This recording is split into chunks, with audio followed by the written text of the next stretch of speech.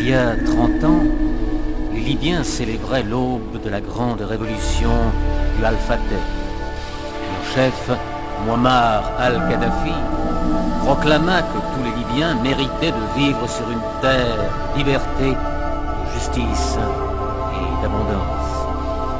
Le temps était venu de bâtir une nouvelle civilisation.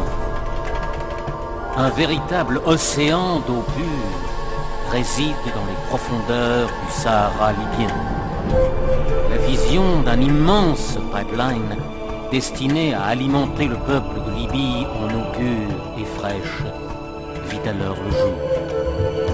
Le projet de la grande rivière artificielle venait de naître.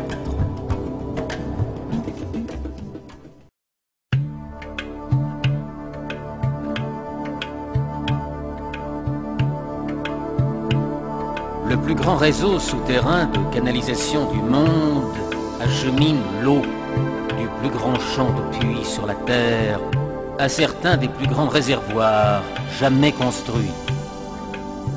Plus de 1300 puits ont été creusés, dont la plupart font plus de 500 mètres de profondeur.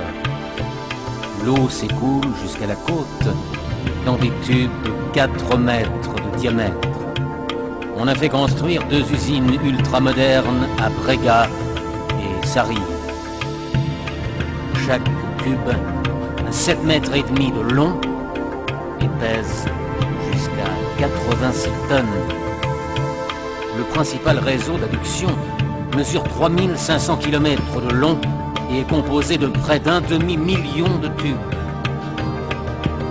Le gigantesque programme de construction est soutenu par une infrastructure réalisée sur mesure qui va de la génération d'énergie aux communications en passant par un réseau de voies de roulage et d'usines utilisant les technologies les plus récentes.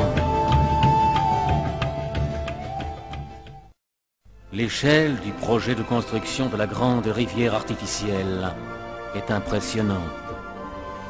1 millier de puits et un réseau de 3500 km de conduites d'eau posées sur un terrain des plus inhospitaliers. Le système complet s'étend sur une superficie égale à celle de l'Europe occidentale.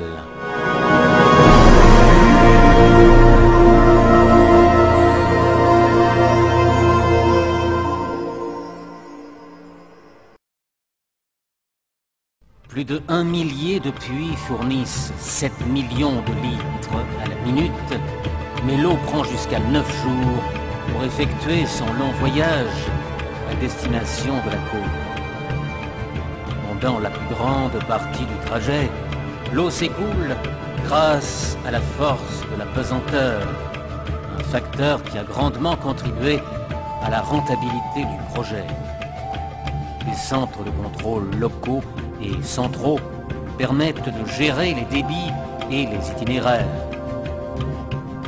Les pipelines surgissent du désert pour alimenter les immenses réservoirs côtiers dont la capacité va de 4 à 24 millions de mètres cubes. À partir des réservoirs, l'eau est envoyée partout où on en a besoin par des canalisations de dérivation et un réseau secondaire de conduite. La maintenance préventive et de routine est intégrée au projet de la grande rivière artificielle et est réalisée uniquement par des ingénieurs libyens. Le pipeline est maintenu sous surveillance constante et la qualité de l'eau est vérifiée en permanence. Un réseau de centres d'exploitation, de soutien et d'entretien coordonne ces activités grâce à un système de surveillance des plus sophistiqués. Chaque centre est relié à un système de contrôle central par un système complexe de communication et de transfert de données basé sur la technologie micro-ondes. La vision est devenue réalité et la grande rivière artificielle a redonné la vie la terre. L'alimentation en eau est suffisante pour satisfaire les besoins domestiques et municipaux, mais c'est l'agriculture qui en profite le plus, consommant 70% du débit quotidien. 135 000 hectares de terres fertiles sont ainsi prêtes à produire 270 000 tonnes de céréales, 760 000 tonnes de fourrage et de vastes quantités de fruits et légumes. Les 6,5 millions de mètres cubes d'eau acheminés chaque jour ont augmenté la portion d'eau disponible à chaque citoyen de la grande Jamaïria pour qu'elle atteigne plus de 1000 litres par jour.